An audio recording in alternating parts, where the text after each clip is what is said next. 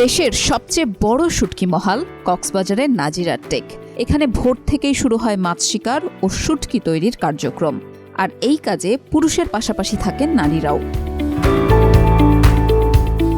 এই নারী শ্রমিকরা নিয়মিত কাজ ও বেতন পেলেও আছে নানা অভিযোগ।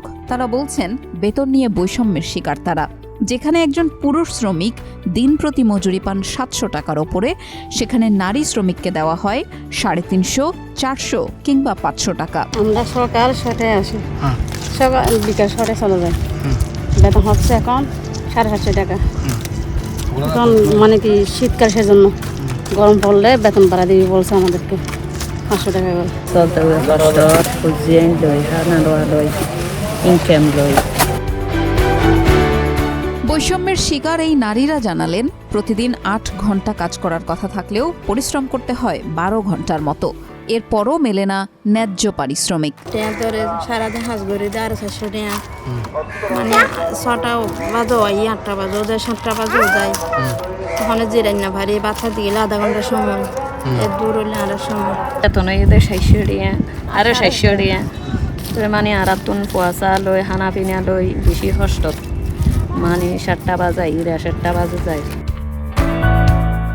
বিষয়টি স্বীকার করেছেন শুটকি মালিক সমিতির সভাপতিও। তিনি জানালেন, পারিশ্রমিক নির্ধারণ করে দিলে দূর হবে বৈষম্য। মেয়েরা এখানে কাজ করে, মেয়েরা কিন্তু আসলে ন্যায্য মূল্য পায় বলে আমার মনে ধারণা না।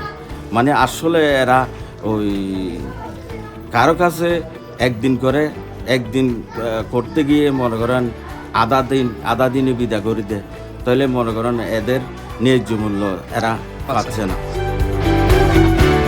সচেতন মহল বলছেন, নারীর প্রতি এমন বৈষম্যমূলক আচরণ কখনোই কাম্য নয়। ব্যবসায়ীদের বৃহত্তর স্বার্থেই নারী শ্রমিকদের পারিশ্রমিকের দিকে খেয়াল রাখা জরুরি। বৈষম্যমুক্ত বাংলাদেশ গড়তে হলে নারীদের প্রাপ্য বুঝে দেওয়া উচিত এবং তাদের যে শ্রম দেওয়ার যে সিস্টেমটা, সেখান থেকে আমাদের বেরিয়ে এসে সম অধিকার যেমন নারীদের যেভাবে বেতন দেওয়া হবে, একইভাবে যেন পুরুষ শ্রমিকদেরও বেতন দেওয়া হয় সে প্রত্যাশা রাখছে। একই সাথে সে বিষয়টি সরকারের সুনজর দেওয়ার জন্য আহ্বান জানাচ্ছে। একই সাথে শ্রম আদালত এবং শ্রম অধিদপ্তরকে বিষয়টি গুরুত্ব সহকারে দেখার জন্য অনুরোধ থাকবে আমার।